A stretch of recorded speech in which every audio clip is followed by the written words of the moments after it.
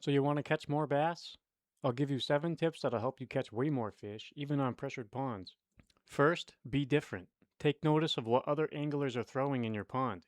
There's a good chance it's this. It'll probably work, but why be the 100th time a bass sees it shimmy down in front of their face? Now, if you love using Senkos, you can be different just by rigging it like this.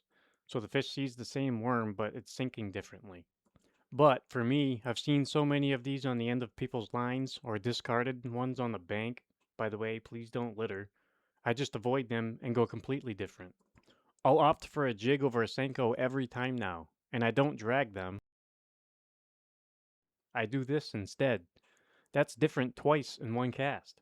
And that way I don't have to worry about what is on the bottom, and most importantly, it works. And if your jig game sucks, wait until the day that they're biting everything you're throwing at them and then try a jig, and a fish or two later, that jig is never coming off, trust me. And as much as we talk about spinnerbaits, chatterbaits, crankbaits, swimbaits, and frogs, you might be surprised at how little of them you see on other people's lines on your ponds. That's at least been my experience, so I still feel like even with using those, I'm throwing something not many others are. Just try to be that person on the water saying, I bet no one else is throwing this right now. Second, fish high percentage spots.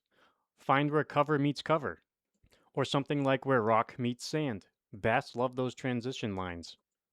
Look for any of that, and if it's near deeper water, look no further.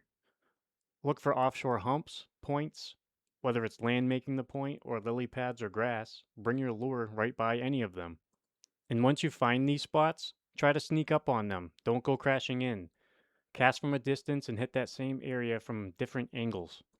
The quieter you are in the water, the higher your chances are of catching more fish, plain and simple. Third, if you're using crankbaits or jerkbaits and you're just not getting bit, assuming they have rattles, try silent ones. Especially when the pressure is on, a silent approach can unlock the jaw once again.